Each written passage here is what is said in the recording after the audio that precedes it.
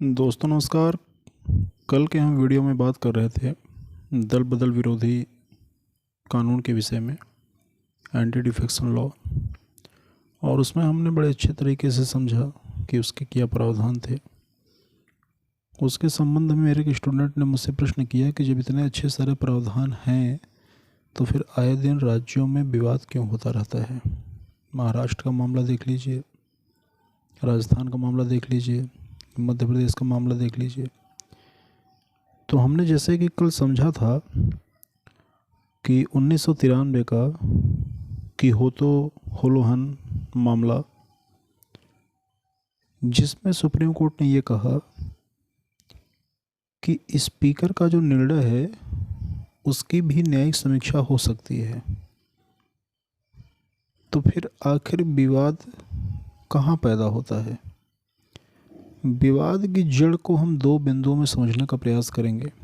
पहला ये कि जब तक उस सदन का अध्यक्ष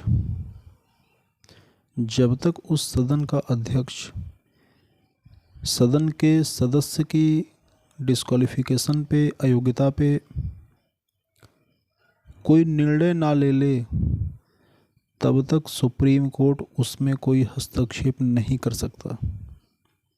मतलब मामला यदि उसके पास पेंडिंग है तो सुप्रीम कोर्ट उसमें इंटरफेयर नहीं कर सकता। सुप्रीम कोर्ट हस्तक्षेप तभी करेगा जब स्पीकर कोई निर्णय ले लेगा, यस या नो कर दे, कुछ भी कर दे, निर्णय ले ले, तभी सुप्रीम कोर्ट उसमें हस्तक्षेप कर सकता है। और दूसरी जो सबसे बड़ी समस्या इसमें आती है वो ये है कि मामला जब सदन के अध्यक्ष के पास जाएगा तो सदन का अध्यक्ष कितने दिन में निर्णय लेगा, इसकी कोई समय सीमा निर्धारित नहीं है। ये विवाद की सबसे बड़ी जड़ है। अब ऐसे में करते क्या है कि मामला उनके पास आया, उन्होंने अपने पास उसको होल्ड करके रखा हुआ है, कोई निर्णय नहीं ले रहे हैं। सुप्रीम कोर्ट अब जाके करोगे क्या? सुप्रीम कोर्ट जाओगे, वापस भेज देगा। तो यहाँ से विवाद शुरू होता है कि निर्णय लेने की समय सीमा निर्धारित नहीं है, और जब तक निर्णय लेंगे नहीं तब तक आप न्यायालय जा नहीं सकते, उसमें सुप्रीम कोर्ट हस्तक्षेप नहीं कर सकता। तो ये मुख्य विवाद की जड़ है। आज की इस वीडियो में हम चर्चा करेंगे 91वें संविधान संशोधन 2003 की, कि आखिर 91वां संविधान संशोधन 2003 क्यों महत्वपूर्ण है। तो इसके कुछ प्रावधान हैं, कुछ इसकी विशेषताएं हैं, जिसके बारे में आज हम चर्चा करेंगे। तो 91वां संविधान संशोधन 91st कॉन्स्टिट्यूशनल अमेंडमेंट 2003, इसका जो पहला प्रावधान है वो ये है कि प्रधानमंत्री सहित संपूर्ण मंत्रिपरिषद का आकार लोकसभा के कुल सदस्य संख्या के 15% से अधिक नहीं होना चाहिए। पहले क्या होता था कि मंत्री की संख्या कितनी होगी यह निश्चित नहीं था। 10 साल पहले की बात करें तो उत्तर प्रदेश में एक ऐसी स्थिति थी कि दर्जा प्राप्त मंत्री बनाए जाते थे। बहुत सारे मंत्री हो गए, हाई कोर्ट ने कहा ये क्या है, इसको ख़त्म करिए सब। लगभग 200 से ज़्यादा दर्जा प्राप्त मंत्री। अब 91वां संविधान संशोधन ये कह रहा है कि प्रधानमंत्री सहित पूरी मंत्रिपरिषद का आकार लोकसभा के कुल सदस्य संख्या के 15% से अधिक नहीं होना चाहिए। और ये बात कही कहाँ गई है? अनुच्छेद 75 में ये बात जोड़ी गई है 91वें संविधान संशोधन के द्वारा।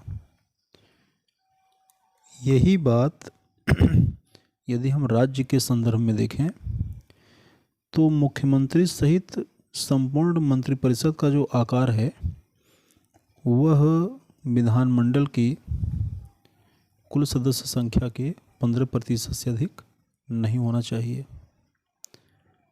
लेकिन इसमें जो दूसरी बात जोड़ी गई है वो ये भी है कि मुख्यमंत्री सहित संपूर्ण मंत्रिपरिषद की कुल संख्या 12 से कम नहीं होनी चाहिए। मतलब ऐसा नहीं है कि 60 विधायक हैं और 60 का 15%, 9 विधायक, तो 9 लोगों को मंत्री बना दिया। नहीं, ये कह रहे हैं कि 15% की तो बाध्यता है, ये तो ठीक है, 15% से अधिक नहीं होना चाहिए, लेकिन राज्यों में यह भी ध्यान देना है कि मंत्रिपरिषद का संपूर्ण आकार मुख्यमंत्री सहित 12 से कम नहीं होना चाहिए। हाँ, ये अलग बात है कि दिल्ली को इसमें छूट दिया गया है, दिल्ली पर यह प्रावधान नहीं लागू होता है। उसके विषय में हम कभी चर्चा करेंगे जब हम 69वें संविधान संशोधन के बारे में बताएंगे, तो जिसमें दिल्ली की स्थापना की गई है, तो उसमें हम डिटेल में बताएंगे कि आखिर ऐसा क्यों किया गया है, क्या है प्रावधान। 91वां संविधान संशोधन यह भी कहता है कि यदि संसद का कोई सदस्य है, कोई विधायिका का सदस्य है और दल परिवर्तन के कारण उसे डिस्क्वालीफाई कर दिया गया है, उसे अयोग्य घोषित कर दिया गया है, उसकी सदस्यता समाप्त हो गई है, तो वह मंत्री परिषद की सदस्यता ग्रहण करने के लिए भी अयोग्य हो जाएगा। मतलब एक बार अगर आपने दल परिवर्तन के आधार पर आपकी सदस्यता चली गई तो आप मंत्री परिषद के सदस्य भी नहीं रहेंगे, आपका मंत्री पद भी चला जाएगा। इसका जो दूसरा प्रावधान है, जो अगला इसका प्रावधान है, वो ये है कि यदि विधायिका का कोई सदस्य जिसे दल परिवर्तन के कारण अयोग्य घोषित कर दिया गया हो, वह कोई लाभ का राजनैतिक पद धारण करने के लिए भी अयोग्य होगा। ध्यान दीजिएगा, मंत्री परिषद से तो सदस्यता जाएगी ही जाएगी, यदि कोई लाभ का राजनीतिक पद है तो वह उसके लिए भी अयोग्य होगा, वह पद भी नहीं ग्रहण कर सकता। और जो इसका एक महत्वपूर्ण पक्ष है वो ये है कि 91वां संविधान संशोधन 1/3 सदस्यों की टूट को विधिक संरक्षण प्रदान नहीं करता। इसका मतलब क्या है कि जब 52वां संविधान संशोधन 1985 में आया था तो उसमें कहा गया था कि यदि पार्टी के 1/3 सदस्य कोई गुट बना के पार्टी से अलग हो जाते हैं तो उन पे जो है दल बदल के प्रावधान लागू नहीं होंगे। इसको 91वें संविधान संशोधन से समाप्त कर दिया गया। बोले नहीं, 1/3 को कानून का संरक्षण नहीं होगा, उनकी सदस्यता चली जाएगी।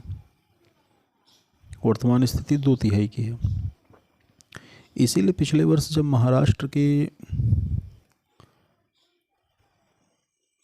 सरकार में टूट हुई, शिवसेना में टूट हुई, तो जो धड़ अलग होने का दावा कर रहा था वह अपनी सदस्य संख्या उस पार्टी के विधायक के कुल सदस्य संख्या के 2/3 के बराबर बता रहा था। अब उतने उनके पास थे नहीं थे वो बात की बात है, लेकिन बता रहे थे उतने ही। वो अलग बात है कि बाद में संख्या बढ़ गई। तो कोई भी टूट जब होती है तो वे हमेशा वह संख्या मेंटेन करके रखते हैं, उसको बता के रखते हैं ताकि डिस्क्वालिफिकेशन उन पर लागू ना हो। तो उम्मीद है कि 91वें संविधान संशोधन के जो प्रमुख प्रावधान थे वो आपको समझ में आया होगा। और दल बदल विरोधी कानून के संबंध में जो 10वीं अनुसूची जोड़ी गई थी, जो 52वां संविधान संशोधन किया गया था, और उसमें जो सुप्रीम कोर्ट के निर्देश थे, जो आदेश थे, उसके बाद भी जो विवाद की जड़ थी उसे आप अच्छे से समझे होंगे। मैं विवाद की जड़ को एक बार फिर बता दूं। मामला सुप्रीम कोर्ट में तब जाएगा जब सदन का अध्यक्ष उस पर निर्णय ले चुका होगा। और दूसरी बात जो है वो ये है कि सदन का अध्यक्ष निर्णय कब लेगा, कितने समय में लेगा, इसकी कोई समय सीमा निर्धारित नहीं है। मुख्य विवाद की जड़ यही है। तो आशा है वीडियो आपको पसंद आया होगा। इसी तरह देखते रहिए। नमस्कार।